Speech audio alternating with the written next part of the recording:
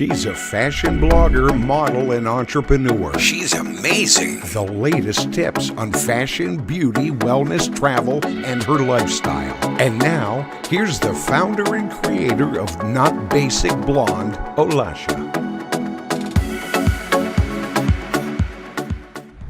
Hi, Kevin. So glad to have you on my podcast. How are you today? I'm doing well. Nice to meet you. Yeah, nice to meet you. I saw your story first on Add My Led show, and I was amazed, and I was just shocked by how you, being 19 years old, attempted to suicide, jumped off the Golden Gate Bridge, and survived. And you used all these obstacles into inspiring thousands and thousands of people every day. I can't wait for you to share your story. So please tell us about yourself and how did it all happen? Sure, of course. Yeah. So, well, any good story has got to start from the beginning, right? So I was born in abject poverty. I was born to biological parents. I'm adopted, who, after they had me and my brother, they succumbed to substance use disorder, alcohol and drugs. And they would end up tragically dying because of alcohol, drugs, and what we know as mental illness, what I call brain pain or brain disease. And my birth parents loved my brother and I, but they couldn't take care of us. They had no money. They barely had a home. We lived in and out of crack motels. And these are, I don't know if you know this, these are the kind of places in America that if you pay by the hour, and if you don't, you're out. And mom and dad did whatever they had to do on that hour by that hour to keep a roof over our heads. They didn't neglect us because they didn't love us. They neglected us and left us unattended every day to go do score and sell drugs to keep us safe, which is incredible in itself. And one day, one motel clerk had enough. He had enough of our screams and cries of that neglect, and he called the police. And the police came in with Child Protective Services, and they swooped us up, and they placed us into the foster care system. And that system, as you know, is broken. And we bounced around from home to home, new mom and dad every couple of days or weeks, no stability, very often neglect in those homes. And in one of those homes, filled with neglect, my only full-blooded brother died. We both got bronchitis, the same disease, and he died. He was the closest person to me. I saw, felt, heard, touched, and smelled him and knew him every day. And he just disappeared. I immediately developed a severe detachment disorder from reality and the abandonment issues that I still deal with today. To put it even bluntly, every single time, even now, that somebody I love dies, I feel like they're leaving me on purpose, and I just can't shake it. I do therapy for it, but no matter how much therapy I do, every time somebody I love passes away, I feel this massive hole in my heart. I'm working on it. I'm a work in progress, as they say. So that was my beginning. That's where my life began. I can tell you that I've scored a 9 on the ACE exams, adverse childhood experiences. And unlike my poor brother, and I want to name him here, his name is Jordash. My brother Jordash passed away. But unlike him, I got lucky. I got my way into my first great foster home, because they do exist. And the foster home I got to be in was, the foster parents were Peter and Deborah Muller. And Peter was in the Army. Debbie was a housewife. They were a transitional home for kids. Many kids at the same time, boys and girls of all ages, absolute pandemonium in their household. But they loved their foster children like they were their own. They were incredible. And one amazing day, this beautiful young woman named Deborah Joan Hines walked in their door. And that would set the tone for the rest of my life up until my suicide attempt. Because even though I had this horrible infancy, I had a beautiful childhood and adolescence. Patrick and Deborah Hines plucked me from obscurity and saved my life. They took in 3 kids from 3 separate homes into one household and made a melting pot of a family. We didn't look alike, and people noticed. I'm mixed. My background is that my birth father, Martino, was half Mexican and half Italian. My birth mother, Marcia, hailed from James Bond Island, Jamaica. She was Jamaican, Black, African, Arawak, Indian, Portuguese, Scottish, Irish, English, and Sephardic Jew. And my birth parents, they gave me that. I don't take that lightly. I'm grateful for my heritage. It means the world to me because I didn't know what I was for so long, up until even college. I didn't know, and then I end up, and this is the silver lining. I end up meeting my biological family.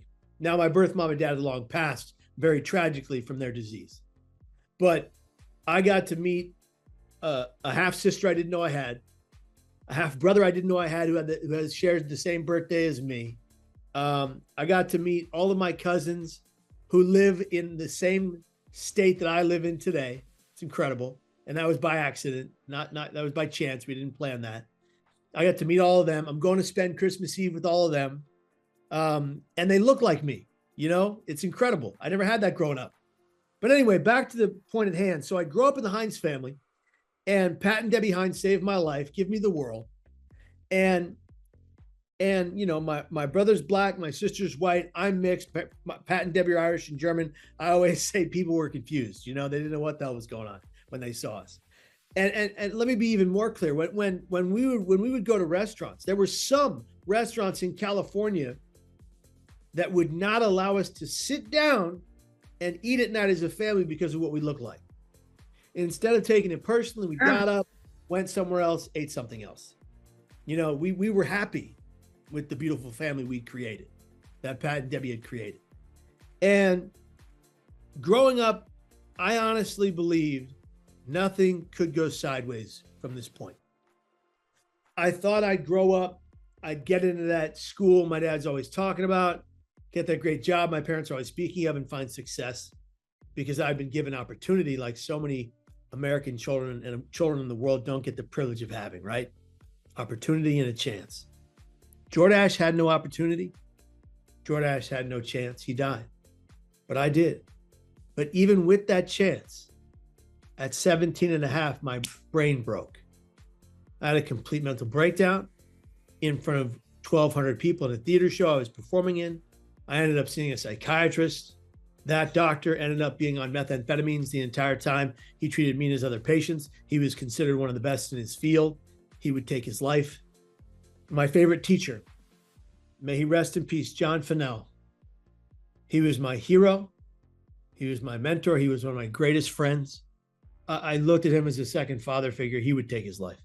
But that would only be the first 2 of 16 people I care about deeply that I would lose to suicide.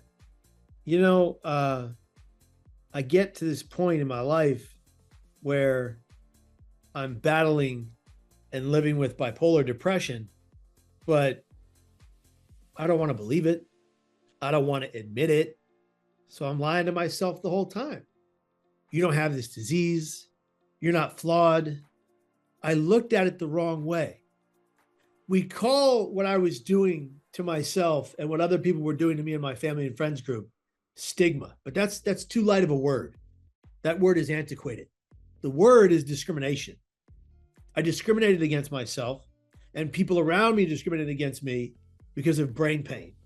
But your brain is the single most powerful organ you wield. It's mostly on automatic mode, controls every action, inaction we take, every decision and indecision. And for lack of a better way of saying it, if your brain malfunctions, there goes the rest of you. My brain was broken, just like so many brains are broken all around the world. And the reason people whose brains are broken don't talk about it openly is because of that discrimination we call stigma.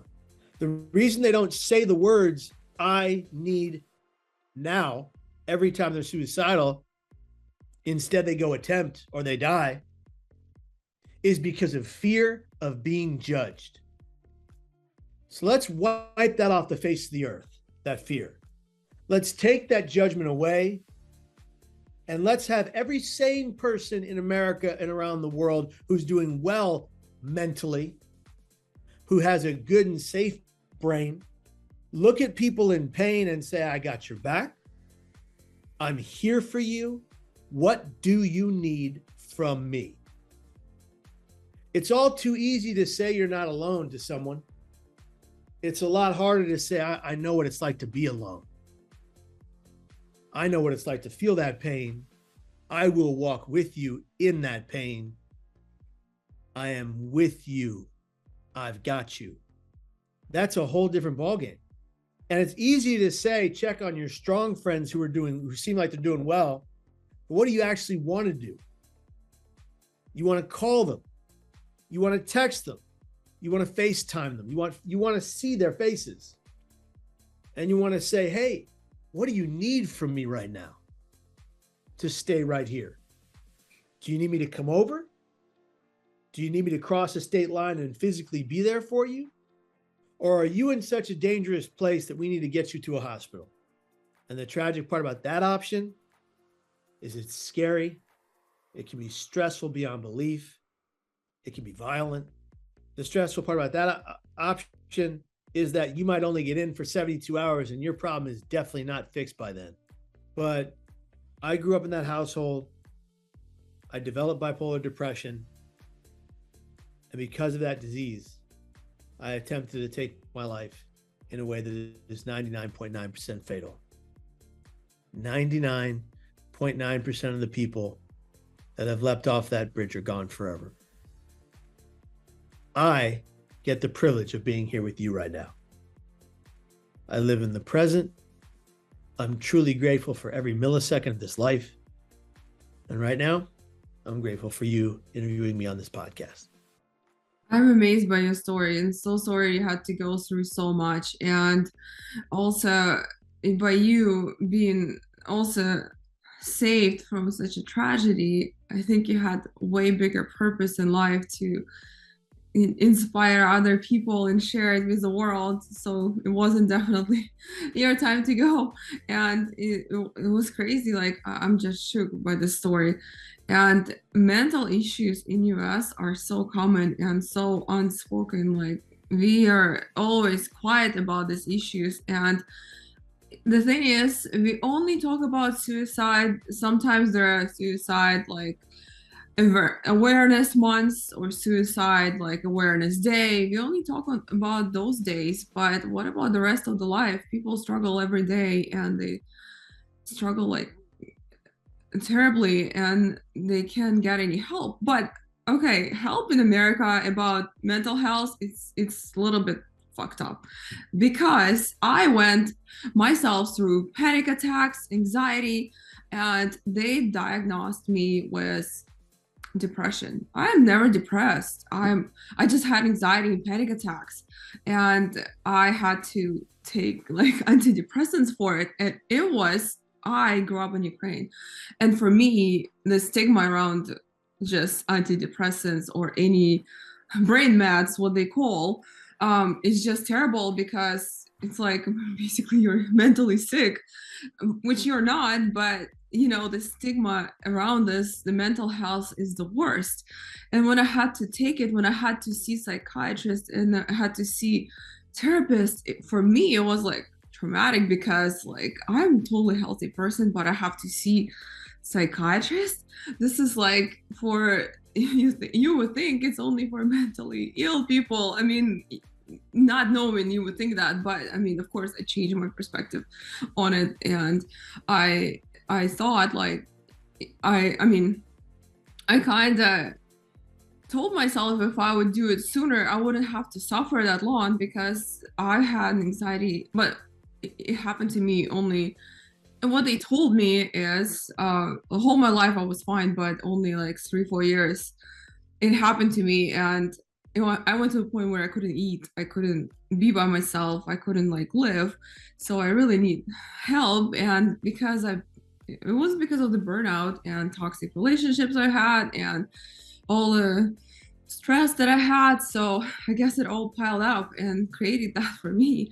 But mental health in US is so unspoken, and they don't rush to help you. Even most of the insurance companies, they have wait with psychiatrists for like 2, 3 weeks to see them. And what are you supposed to do before that? They were like, oh, just take Xanax. No, I don't want to take Xanax. I want actual help.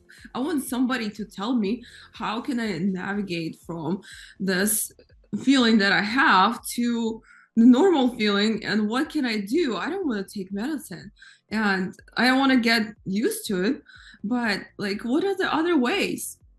And the person told me, I found out later that my therapist was on antidepressants and other meds for 15 years himself. So what kind of help can you get that people are already like, they need help themselves? So it's just like so crazy how it's unresponsive. Like healthcare is really unresponsive as far as like mental health here. They don't really, well, they, of course, if you tell them somebody's getting suicidal or somebody's attempting suicide, they will help you right away. They will lock you in for 72 hours, like you said. But then, like, what about how they can go on and live their lives after? They will not get it off their brain. They really need someone to help them and walk them through these times. We do need someone to help us in those times and to walk us through, and help, people who have been there in the past, to be voices of lived experience and lived expertise to help people get through those painful moments. And to kind of to make a point from your inquiry is like, there are holistic ways to balance your brain health. I take medication every day with 100% accuracy at the same time every day. But I'm lucky enough that I've found medication that helps me. Because when I'm not on medication, I have hallucinations, auditory and visual. I have paranoid delusions where people are out to get me, trying to hurt me and trying to kill me. I have delusions of grandeur. I'm all over the map. When I'm on meds and I exercise every day, eat anti-inflammatory foods, educate myself as to my diagnosis, educate those around me as to my diagnosis with the book Loving Someone with Bipolar Disorder or Bipolar for Dummies. When I then I go and I do talk therapy on a monthly basis, and in that therapy session I make active, achievable goals in that session, that by the next session I've achieved those goals and I feel some sense of accomplishment. They don't have to be massive, huge goals. They can be simple things that you want to do to get through that make you feel like you've had that moment of accomplishment, that feeling of accomplishment, that feeling like you moved the needle forward. And then from there, I meditate. As I said, I take medication. I do all of these things. I use coping strategies, things that help me stay stable. So what does that mean? That means I go and I find interpersonal connections with people that I love and care about. And I'm constantly on FaceTime talking to my best friends, my family, my loved ones, and we're having an emotional conversation about what we're going through in life and how we can best support each other. It's incredible. And then, when I had an emotional support animal, my dog Max, he was incredible. He was a Shar-Pei, the one with all those wrinkles. And he passed away, but when he was my emotional support animal, I would take him to gigs and people would love him. And it was incredible. And he'd come on the planes with me, and it was just a beautiful experience. And when I was having a hard time with brain pain, Max would put his muzzle or his little nose on my left knee, and he would stare right in my eyes, and he would not look away from my eyes until the depression was lifted. It was unbelievable. And he was the most beautiful dog, and he knew when I was depressed, and he knew how to help me get out of it. I mean, animals are so beautiful that way. And then, I do all of these 10 steps to stabilize my brain, to better my brain health. And here I am today, able to have this conversation with you without psychosis, right? Because I've done the work. Nobody wants to do the work anymore. Everybody wants the uberification of their life and themselves to get better because of one thing. They want that one pill or that one shot or that one exercise. That's not how life works. You have to get to a point in your instability where you have to say, I am going to fight for my wellness. And then you have to put in the work day by day, even if you don't want to. If you don't want to go to the gym, if you don't want to get to the ground and get to work, if you don't want to do yoga, if you don't want to do Pilates, do it anyway. If you're physically capable, by God, you are so lucky to be physically capable. You have a gift. Get down and get to work. And then you want to eat anti-inflammatory foods that feed and nourish your brain and your body and your gut microbiome, which houses all your body and brain serotonin, which affects your mental well-being. So if you're eating poorly, you're damaging your brain at the cellular level. Very important to know. Not many people understand that. One of the best books on that topic is Dr. Will Cole's The Inflammation Spectrum. You can take a test in that book to determine how high you are on the inflammation spectrum to understand where you need to change your diet to. And one of the best, I don't want to call it diet, one of the best ways of eating is through the Mediterranean ideology of eating. And it's fishes, lean meats, vegetables from the ground, things that are whole and natural are the best ways to go, as you well know, because they nourish your brain, not just your body, which is crucial to your mental well-being and your brain pain if you have it. So there's all of these things you can do to balance yourself, but people don't want to do the work. They want things to just change. And people I see are always like, woe is me. It's all, why is this all happening to me? I used to be that person.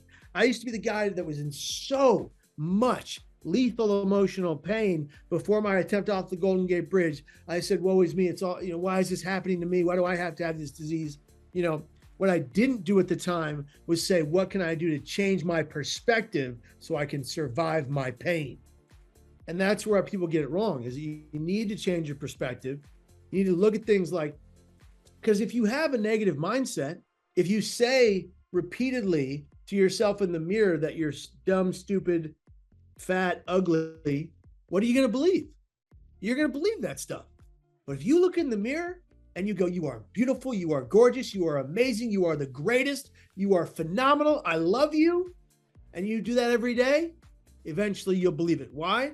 Because when you recite something, when you repeat something, you believe it. And that's why the idea of this bullying of other people towards someone in grade school or high school, or even as an adult in a colleague structure or work structure, when someone bullies another person or a group of people bully another person, that person internalizes that stuff. They go home, they say it to themselves in the mirror, they perpetuate that design, and then they self-loathe, and then they take their lives. If we just went home after bullying and said, no, forget what those fools said, you're amazing and I love you, keep being you, you're going to believe that instead. And so we need to teach people how to be, especially kids, how to be resilient in the face of pain. That's what we've lost in this country. People are so uber focused on their devices and the content that's pushed out, a lot of it negative, a lot of it dangerous, a lot of it terrible for children, that they believe this device, that mobile device is what matters, and it doesn't. Look, you and me, we create media that changes lives for the better, right? We create media that gives people a gift of a solution to a problem. If they realize that they could ignore the negative media and take in the positive media, they would better their lives. That's why a conversation like this is so important. So true. Yeah, mental health awareness is very important. And like you said, gut is connected to our brain. And Dr. Will Cole was on my podcast too. I love his book, Fiber Fuel. And yeah, it's like, I love his strategies and what he explains in the book. It's very easy to navigate, and it's kind of easy to do if you follow the instructions. Yeah, and it has a tremendous impact, right? Yeah, it does. Your skin gets better, your body gets better, your brain feels better. You don't feel lethargic. You don't feel brain fog. It's incredible. So true. And when you were standing on that bridge, what did you feel? And how did it even happen that you got saved jumping from such a high bridge? I mean, it's I don't know how many feet there, but it's really high. So to put context to it, in the year 2000, because of that same bipolar depression, I was in such a dark place, in such darkness, that I leapt off the Golden Gate Bridge to try to take my life, the bridge you see behind me. I did that because at the time, I believed I was useless. At the time, I felt worthless. And at the time, I thought I was a burden to everybody who loved me. I thought everybody who loved me hated me and wanted me gone. Couldn't have been the furthest thing from the truth. The greatest lie I ever told myself was that nobody cared. Somebody always cares. And if you're out there watching this right now or listening to this podcast, we care. DM us. We'll be there for moral support. Suicide is never the solution to your problem. It is the problem. We are valued, we are loved, we are worthy, and we matter. And you matter to us. Instead of taking your life, instead of attempting to take your life, say, I need help now. And I've said this before, I'll say it again. Maybe it's not the first, second, third, fourth, fifth person that gets your back, because not everybody's willing or able to empathize with that kind of pain. But by the sheer probability of the number of people you turn to, someone will be willing to get your back. The answer is not suicide. The answer is to ask for help as often and as many times as you can until you get it. And for all the people that are well, all the people doing good, as I said earlier, don't wait for someone in brain pain to reach out. Go on ahead and reach in. Call the person, text the person, FaceTime the person if they're okay with it. Do whatever you can to reach them and meet them where they are at. You don't know what people are really going through, but you can reach out and say, I got your back. We've had recently some few celebrity people die by suicide, and it's always tragic. It's always painful for the people who love them, for their fans, for their families, most importantly, and their closest friends and allies and colleagues. But we also have to consider all the people that have died this week that no one's talking about. All the individuals who go nameless and somewhat forgotten by the public eye. 1,400 teens attempt suicide every single day. We have to curb that. We have to stop it.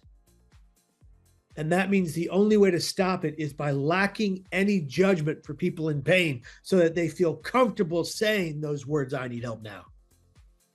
If the general public can get around this idea of kindness and compassion, your kind words to a stranger could shape the rest of their life.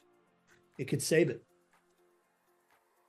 Your words and your actions towards other people matter.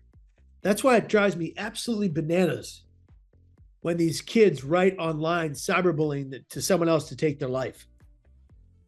The person you just told to take their life has a mother and a father, a sister and a brother, a family, a friend, a spouse, a loved one, a fiance. Don't you care about the fact that they go ahead and take their lives because you told them to? You don't want that blood on your hands. And if you've ever done that, I'm not demonizing you. I'm saying here's a time for you to change your ways.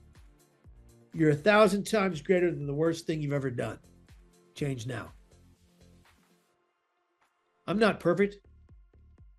I've messed up 1,000 times.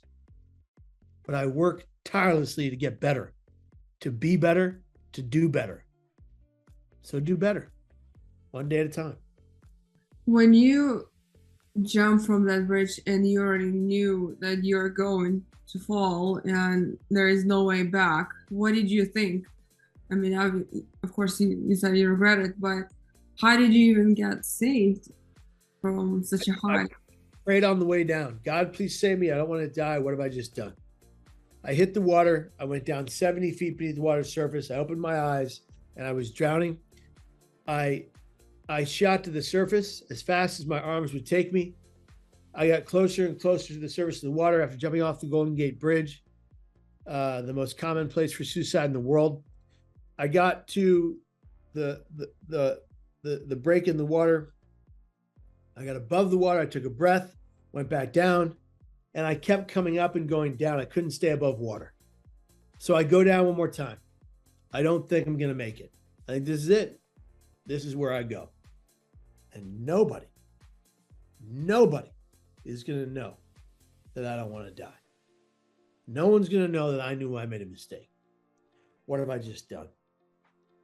And that's when something begins to circle beneath me. Something very large, very slimy, and very alive. And I remember freaking out because I was like, you got to be kidding me. I didn't die jumping off the Golden Gate Bridge and a shark's going to eat me? Come on. But it turned out to be no shark at all. It was, in fact, a sea lion. And the people above looking down believed it to be keeping my body afloat until the Coast Guard boat arrived behind me. It was circling beneath me, hitting my shoulders and my elbows and my knees, bumping me to the surface, keeping me afloat. I wasn't even treading. I wasn't wading in the water. I was lying atop it on my back. And people have misreported that it was a dolphin and all this other stuff, but it's not true. There was a man named Morgan who witnessed it very specifically. I won't say his last name. He wrote to me, has pictures, told me it was a sea lion. Incredible. And there were several witnesses that went to the Coast Guard office that day and said the very same thing. So it was a sea lion, saved my life, kept me afloat. I've since named him Herbert because I wanted to give it a likeness to someone. That was my favorite name besides Kevin, so I thought, why not? And Herbert saved my life before anybody else did. And Coast Guard pulled me out of the water. They secondarily saved my life. They got me to the ambulance, tertiarily saved my life, and to the hospital. They got me to one of the foremost back surgeons on the West Coast who performed my back surgery, the first and only of its particular kind. He went in and replaced my shattered vertebrae with titanium. I'm the bionic man, and I get the privilege to stand, walk, and run. And of the 39, of the now 40 Golden Gate Bridge jump survivors, the numbers recently changed. Of the 40 Golden Gate Bridge jump survivors, 5 of us get the honor to stand, walk, and run. They call us the most exclusive survivors club in the world. There's a book of the same name by Ben Sherwood. I get to be here. It's a gift. Wow, that's a miracle, man. You survived definitely by a miracle. You also written the book, and we would love to know more about your book. Absolutely. A couple of books I've written are called, the first book I wrote was called Cracked Not Broken, Surviving and Thriving After a Suicide Attempt. It's out now on my website, kevinhinesstory.com/shop. It's the first thing in the shop. I'll sign it for you if you want me to. If you want me to leave, a message to you very particularly, just send an email to the website, kevinhinesstory.com, and we can make that happen. And then we have t-shirts like this that say "Be Here Tomorrow" and all kinds of other designs. Some of them with the sea lion on them, and so it's really cool. The funds earned from that go to Zero Suicide, so we give those right back to the community of suicide prevention. And then the book I wrote, the next book I wrote is called, that I co-wrote, is called "The Third Rail in My Mania I Became," and it's the story of Jesse Cohen. Jesse Cohen was a Tulane law student in the height of the crime era in New Orleans, and he lived an incredible life. It's called "In My Mania I Became" because he was a law student and a lawyer by day and a vigilante by night. He was basically Batman. He went out listening to police scanners and he would stop crimes before they happened. He was incredible. Got a lot of trouble with the law because of that, but the book, you read that book in an hour. It's incredible. And Jesse's story is beautiful and powerful. And it means a lot to me because he became a great brother of mine, a great friend. And I got the privilege to write that book with him. Jesse has since passed away by suicide. And Even though he passed away by suicide, his book is incredibly hopeful, incredibly hopeful. The third rail in my mania, I became. I'm working on a new book, my second memoir called The Art of Being Broken, kind of a sequel to Crack Not Broken. And that book will be out in September of 2023. That's amazing. And recently I saw on CNN that you and Sanjay Gupta were discussing that huge project that you were doing to prevent the suicide from Golden Gate Bridge. You were placing the net. And when is it coming out? So a great group of like-minded people got together a long time ago and decided we are going to stop the suicides at the Golden Gate Bridge once and for all. My father, Paul Muller, and Dave Hall and myself founded the Bridge Rail Foundation. And the Bridge Rail Foundation's sole purpose was to raise the net or rail at the Golden Gate Bridge and stop the suicides there. Tireless work 22 years later from people from all walks of life, people who have lost loved ones to suicide, their sons and their daughters, their fiancés, their loved ones, got together and fought every single month at the Bridge Directorate. We put forth an effort to stop the suicides there. As of 2023, likely in December, not one more person will ever again die off the Golden Gate Bridge you see behind me. And it will finally become the largest, brightest, and most powerful beacon for suicide prevention right around the world. We're making a film right now called The Net about that process, about who is in the effort to make this happen, about the help of the Bridge Directorate that saw it through, about the iron workers, about everyone involved who are trying to give back to our community and say no more will we watch silently as tens of people die every year off that bridge. It will no longer be a harbinger of death. Yeah, as I know, that bridge took so many lives too, even like before your story, and it was such a crazy place where everyone would jump off and try to suicide. So I mean, it's such a great cause that you guys doing, and I really admire you. But if people want to help that cause, just go to bridgerail.net. Bridgerail.net. And now the Bridge Rail Foundation, my father co-founded, will be helping bridges, tall buildings, and structures and railways save lives by deterrent nets or railings all over the world. Wow, love it.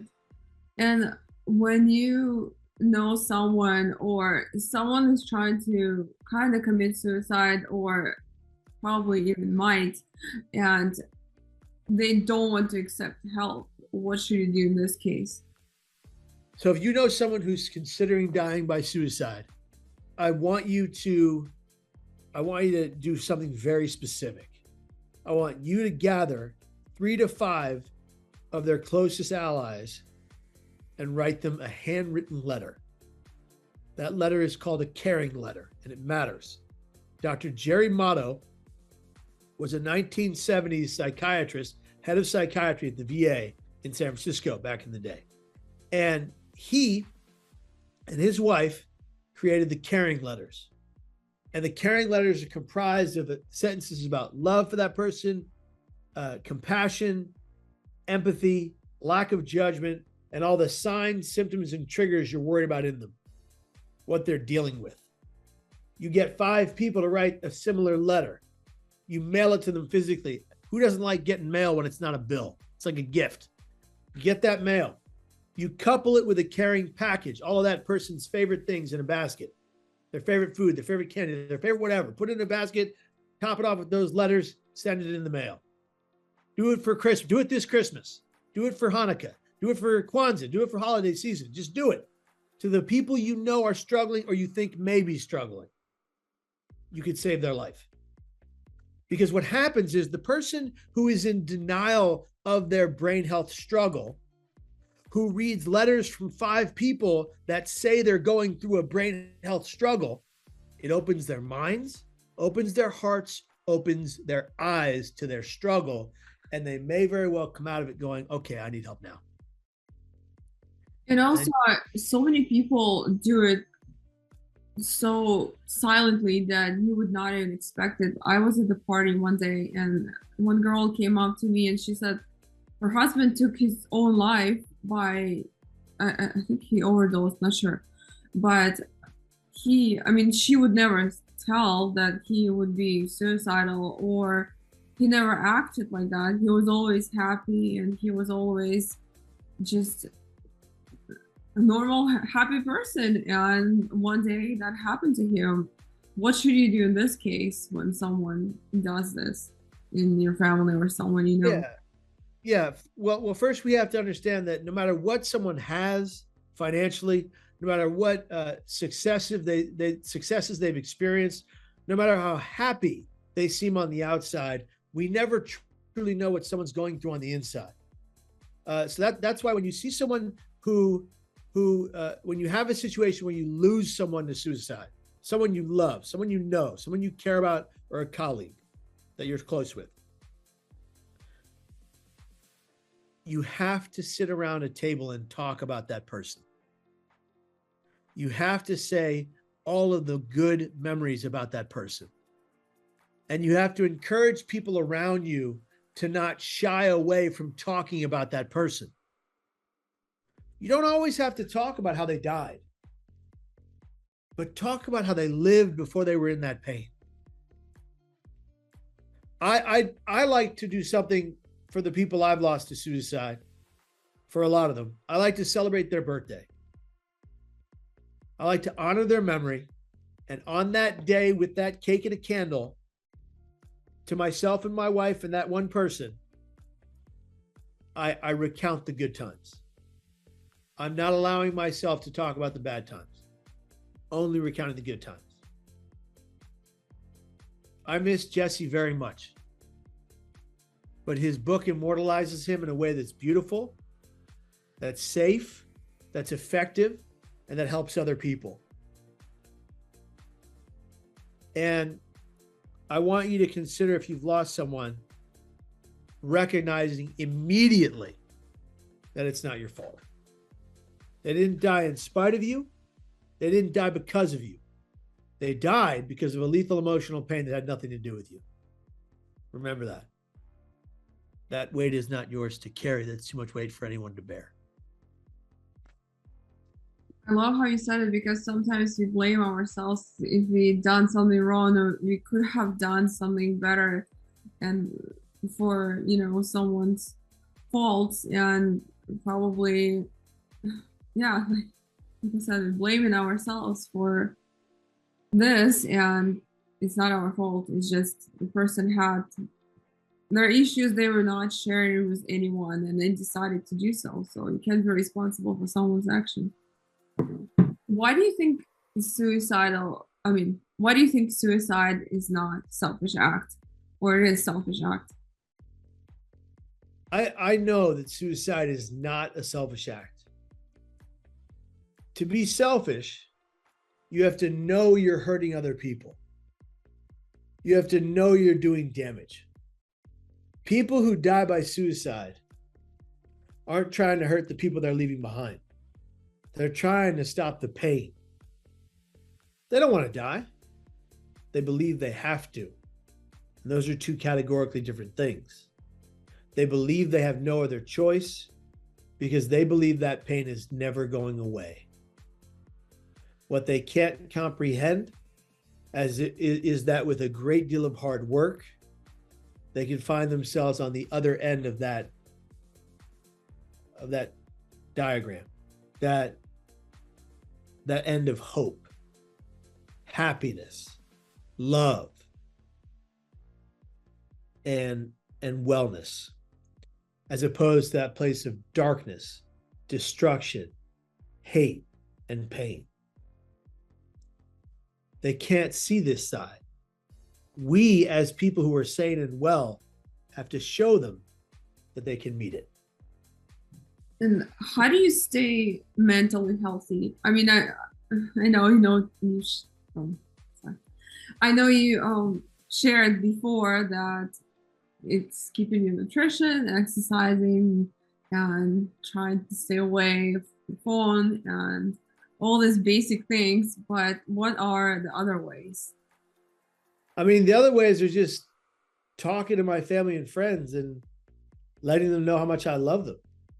And by telling them how much I love them, they tell me how much they love me, you know? But for the people who don't have that kind of support network, look in the mirror. I say, I love you. You're beautiful. You're amazing. You're the best. Don't forget it. It sounds goofy when you say it to a mirror, but it actually retrains your brain. So do it. Do that one thing every day and you will feel better. I promise you. I do that and so much more. If you want to learn all of my tips and tricks to better balancing your brain health, go to youtube.com/Kevin Hines. Type in, go to the playlist Mental Health Hacks or the playlist Ask Kev. Over 30 mental health hacks, over 30 Ask Kevs, where people from all over the world ask me questions. I answer them to the best of my ability on brain and mental health. I do it in a way that's effective and hopeful. I do it in a way that's educational and entertaining. And then the mental health hacks are simple things you can do to better balance your brain health right now. Anyone can do them. I think there are like 36 of them. Go look through them and start doing them. You will see the improvement within just a few months. And if you follow the Art of Wellness 2.0 on YouTube and follow that video, 10 steps to balance your brain health. People, thousands of people from around the world are saying that they see a massive improvement in their better brain health in 6 to 9 months from following that program. Put in the work, you'll see the change. That's amazing. Thank you so much, Kevin, for sharing your story. Such an amazing conversation. And where can our listeners find you? Social handles, all the information. Of course. So find me at Kevin Hines Story on all socials, specifically Instagram. I answer all those DMs.